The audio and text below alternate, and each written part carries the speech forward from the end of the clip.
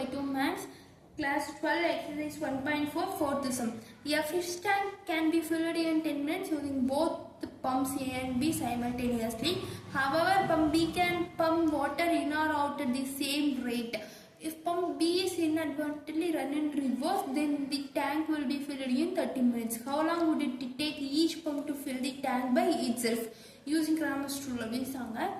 இதில் pump A and pump பியும் சேர்ந்து அந்த டேங்கை ஃபில் பண்ணும்போது 10 மினிட்ஸில் வந்து அதை வந்து ஃபில் பண்ணுது.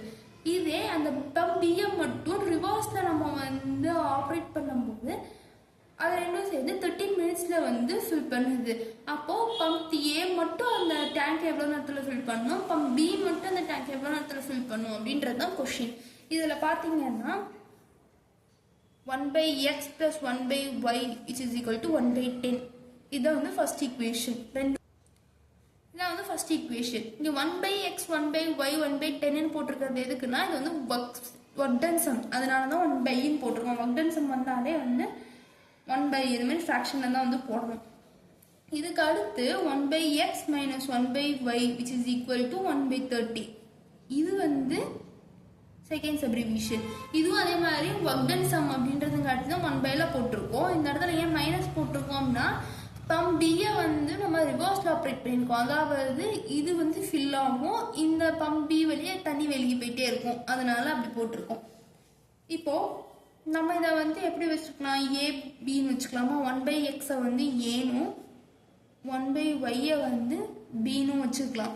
இப்படி வச்சுக்கிட்டா a plus b which is equal to 1/10, a minus b which is equal to 1/30.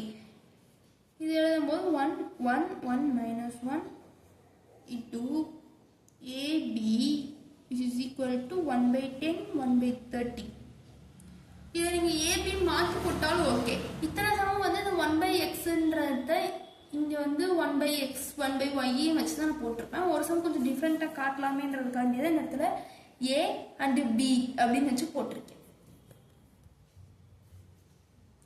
ax which is equal to b. இது வந்து ஃபேமஸ் ரூல் சம்னால என்ன பண்ணணும், ஃபர்ஸ்ட் நம்ம மாட் கண்டுபிடிக்கணும்ல. மாட் கண்டுபிடிச்சா 1 1 1 minus 1 which is equal to minus 1 which is equal to minus 2 which is not equal to 0. அதனால இதுக்கு அடுத்த ஸ்டெப்பில் நம்ம கன்டினியூ பண்ணிக்கலாம். ஃபர்ஸ்ட் நம்ம del a வந்து கண்டுபிடிக்கலாம். del a which is equal to நம்ம 1/10 அது அப்படியே தான் எடுத்துருக்கோம், அதனால் அப்படியே எழுதியிருக்கீங்க. 1 minus 1 இதுக்கு மாடலஸ் எடுத்தீங்கன்னா -1/10 minus 1/30. இதை வந்து கிராஸ் மல்டிபிள் எடுத்தால் தான் நம்மளால் இது எடுக்க முடியும். ஸோ 30 அப்படியே எழுதிக்கோங்க. -3 minus 1 which is equal to -4/30. இதுக்கு அடுத்து del b கண்டுபிடிச்சா del b என்னது 1 அப்படியே போட்டுட்டோம்னா 1/10 1/30.